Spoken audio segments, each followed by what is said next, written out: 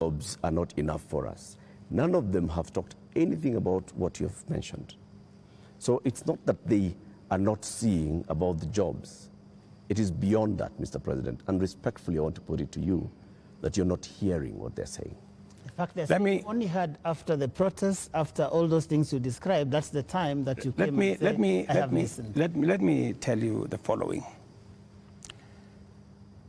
The rejection of the finance bill, and this goes to what Linus has said, that we didn't hear anything. Let me tell you, the process of a finance bill, in fact, you know, many people believe in Kenya that the finance bill is an invention of William Ruto.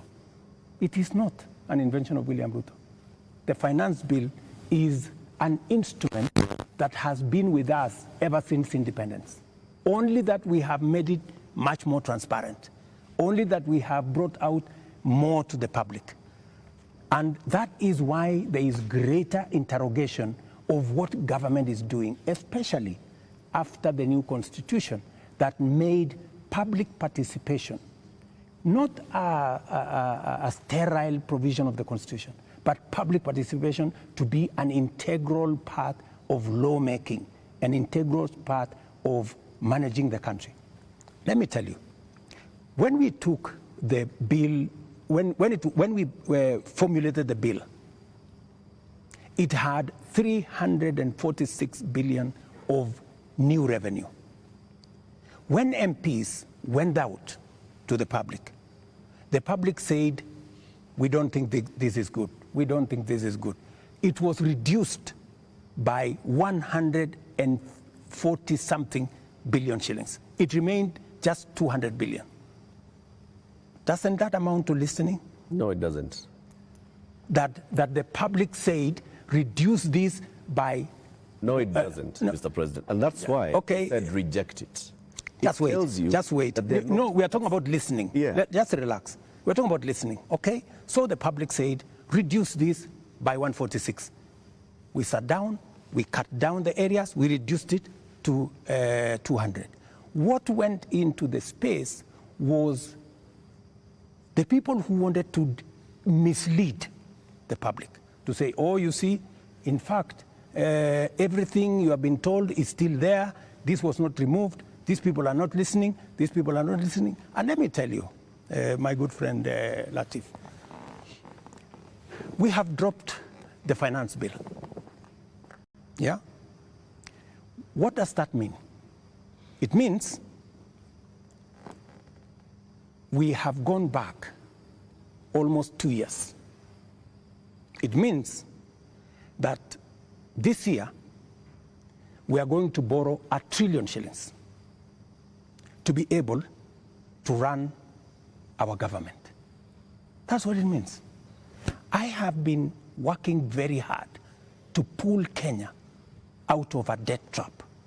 Mr. President. Let me just allow me, because you know we need to contextualize this finance bill. It is easy, Joe. It is easy for us as a country to say, let us reject the finance bill. That's fine. And I have graciously said we will drop the finance bill, but it has huge consequences. It means we will not confirm the JSS teachers, 46,000 of them. It means we cannot support our farmers with 2 billion shillings for us to make sure that farmers get a fair return of 50 shillings per kilogram, per kilo of their milk. It means we cannot sort out the coffee debts. It means we cannot support the cherry fund. It means we cannot sort out the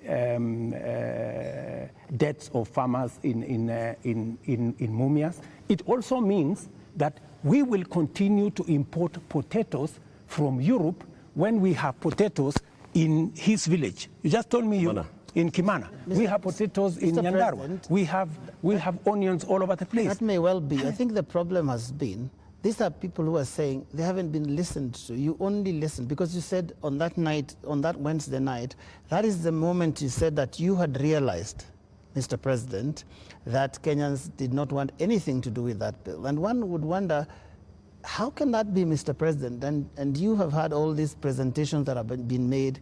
Did it have to take demonstrations and sadly loss of lives for you to come to a point where you'd realize what your people, the people that voted for you, are saying. That, I think, is what the young people are asking. Let me tell you, Joe,